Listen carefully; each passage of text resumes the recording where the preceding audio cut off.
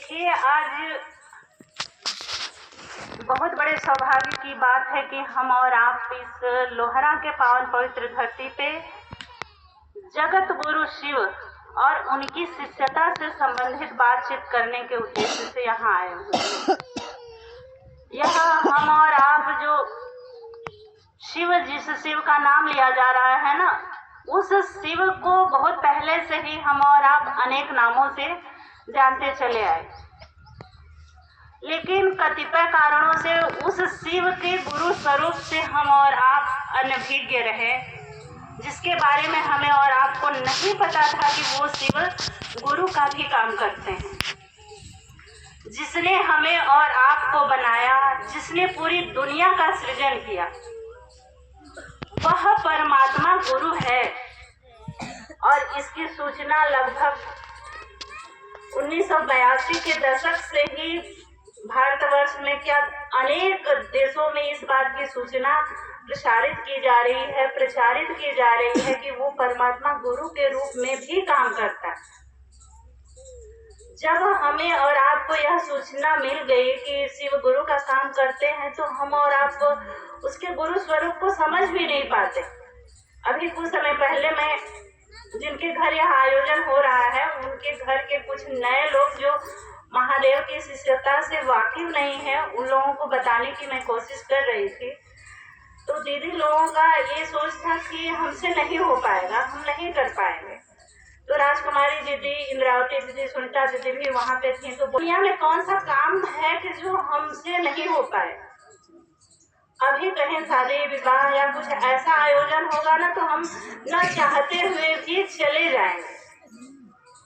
और यह तो इतनी आसान विधा है, साहब कहते हैं कि मंदिर से लेकर शौचालय तक। सोचिए कि कितनी बड़ी छूट हमें और आपको इस शिष्यता में मिली हुई है। शायद वह पूजा पद्धति में हमें और आपको नहीं मिल पाएगा, और हम और आप पूजा पाठ करने की स्थिति में भी नहीं है। पूजा का मतलब होता है समर्पण, पूजा का मतलब होता है त्याग। क्या आज के युग में हम और आप वह समर्पण कर पाएंगे? क्या हम और आप त्याग कर पाएंगे?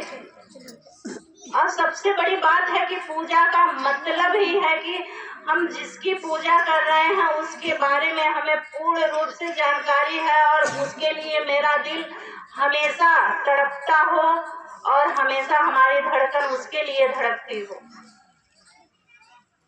तब सही मायने में हम और आप उसकी पूजा कर पाते हैं। पूजा का मतलब होता है कि वह हमारे हर एक क्रियाकलाप से सबसे ऊंचा हो, और उसके लिए हम मर जाए, मिट जाए, अपने आप को न्यौछावर कर दे, ऐसा समर्पण होता है पूजा में। जैसा कि मंसूर ने किया था, जैसा कि मीराबाई ने की थी। मीराबाई को उनकी माँ ने बचपन में बताया था कि बेटी पति परमेश्वर होता है, और वह मीराबाई, सोचिए, उस परमेश्वर, उसके मन में ये विचार आता है कि जब एक भौतिक स्थिति में जो पुरुष है, जो पति है, वो परमेश्वर हो सकता है, तो उसका जो मन था वो विचार करने लगा कि जब शारीरिक पति मेरा वो परमेश्वर हो सकता है, तो जो सारी दुनिया को चलाने वाला है वो परमेश्वर मेरा पति क्यों नहीं हो सकता। अब तक हम लोग अपने माँ से, सच में परिवार में, रिश्तेदारों से, हर जगह यही सुनते आए हैं कि पति परमेश्वर होता है, पति परमेश्वर होता है। लेकिन मीराबाई ने उसे पलट दिया, परमेश्वर पति क्यों नहीं, और उसका रिजल्ट हमें और आपको देखने को बखूबी मिलता है। ठीक उसी तरह साहब श्री हरिंद्रानंद नए ज्ञान, नए सोच के जरिए वो जानना चाहते थे कि ये पूरी दुनिया को चलाता कौन है। हमें इस दुनिया में रहने की चाहत रहने के बावजूद भी हम चले जाते हैं। क्या कारण है कि हम और आप अनायास दुखों को भोगते हैं? न चाहते हुए भी हमारे और आपके पास दुख आते हैं।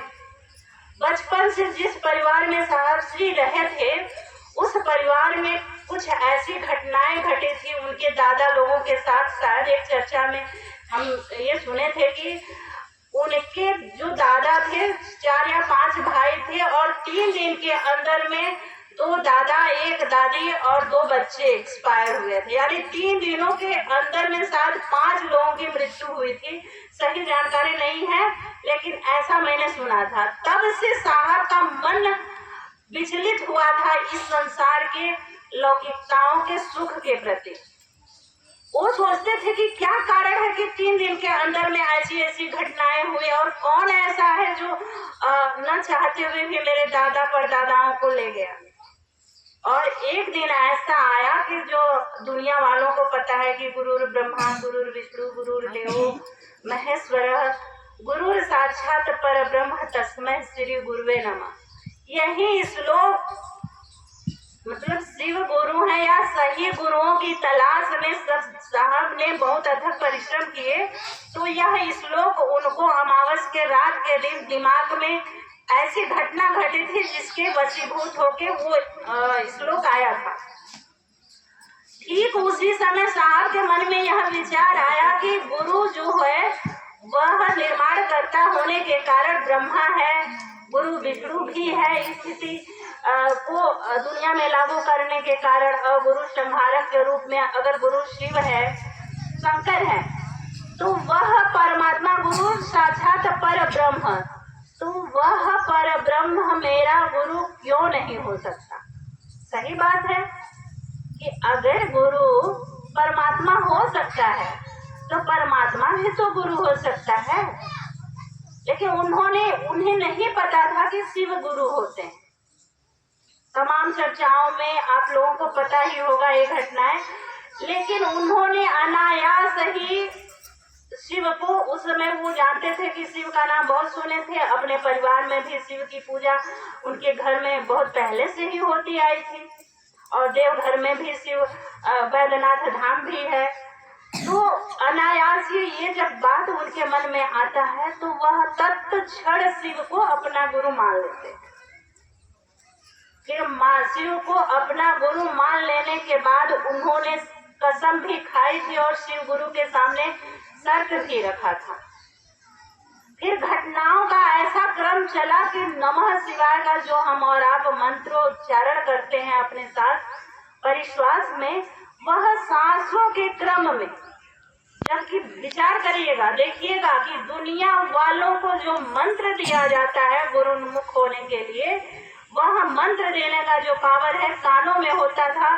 कानों में लोग फूंक के मंत्र दिया करते थे, लेकिन वो परमात्मा जो जगत गुरु है, जो परम पिता परमेश्वर है, वह जब कमाल करता है ना तो दुनिया से बिल्कुल भिन्न करता है, दुनिया से बिल्कुल अनोखा करता है। नमः शिवाय का जो मंत्र हम और आप अपने सांस में करते हैं ना, वह मंत्र हवा के झोंकों से साहब के नाक में नमः प्रवेश किया था, और जब सांस बाहर निकली थी तो शिवाय निकला था। सोचिए कि जो परंपराओं में था कि मंत्र कानों में फूंका जाता है, वह मंत्र आंखों ने देखा, नाकों ने महसूस किया और दिल की धड़कन तक समाहित हुआ, और फिर हवाओं के फिजाओं के माध्यम से अनंत की तरफ चला गया। आखिर कमाल ही तो है। वह शिव जो है कुछ करेगा तो बिल्कुल सच में दुनिया से अलग करेगा। और वहीं साहब का आश्चर्यचकित शब्द निकला था, अरे रे एकरत खोजत रहनी। यानी मानो साहब बचपन से जिस चीज के तलाश में थे, कुछ अलग होने के लिए चाहत रखते थे, वो बिल्कुल अलग हुआ था। और साहब ने जैसा प्रतिज्ञा किया था, जैसी शर्त रखी थी, उसी शर्त के मनो मुताबिक भी हुआ था। हम और आप कहते हैं ना भजनों में और गीतों में सुने हैं, भगत के बस में है भगवान। और गुरु जो होता है उसकी पहचान अपने शिष्यों से होती है, और जब सही मायने में शिष्य होगा तो गुरु को शिष्यों के लिए आना ही होगा। वह शिव जो जगत गुरु है, वह जगत गुरु की कुर्सी छोड़ के साहब श्री हरिंद्रानंद के तल पे उन्मुख होके, तल पे उतर के दुनिया वालों को यह बताने के लिए प्रेरित किया कि वह सच में गुरु है और उसका हम और आप आसानी से शिष्य बन सकते। सोचिए हम लोग आज इस दुनिया में कहाँ भटक रहे हैं। इस मंच के माध्यम से हम और आप न तो प्रवचन कर सकते हैं, ना तो उपदेश दे सकते हैं। जैसा कि आप लोग देखे होंगे तमाम मठों में त्रिपुंड लगा के, तिलक लगा के, चंदन लगा के, दाढ़ी बढ़ा के, जोगी वस्त्र धारण करके एक ही गुरु पूरे प्रवचन को बोलता है। लेकिन ऐसा शिव शिष्य साहब श्री हरिंद्रानंद, हम जहाँ तक उम्मीद करते हैं कि अब जब तक ये इतिहास रहेगा, साहब श्री हरिंद्रानंद सर्व शिष्यों की श्रृंखला में सर्वोच्च होंगे। क्योंकि इतना बड़ा त्याग हम ऐसे महामानव को ऐसा इतना बड़ा त्याग करते हम नहीं देखते। सच में मेरा आश्चर्य से सर झुक जाता है। पूरा दिल उस साहब श्री को नमन करने के लिए तड़प उठता है कि क्या ही बोले। और वह साहब श्री हरिंद्रानंद कैसे शिष्य रहे होंगे जिनके गुरु मंडल सर, जो चर्चा के आरंभिक स्थिति में ही बहादुर भैया ने बताया था ना कि जो शिव शिष्य परिवार के अध्यक्ष मंडल सर हैं, जो कल पंच तत्वों में विलीन हो गए, वो साहब के शारीरिक गुरु थे। सोचिए, साहब के शारीरिक गुरु वो थे। जब साहब श्री को महादेव का सानिध्य मिला, वह शारीरिक गुरु अपनी शारीरिक गुरु की कुर्सी छोड़ के साहब श्री हरिंद्रानंद के साथ सब कुछ छोड़ के चल पड़ा। सोचिए, आज के समय जो गुरु होगा वो अपने शिष्य का शिष्य बन सकता है क्या? नहीं बन सकता। कुछ तो रहा होगा और कुछ तो है शिव शिष्यता में। कुछ नहीं, बहुत कुछ है। वह सुप्रीम पावर है।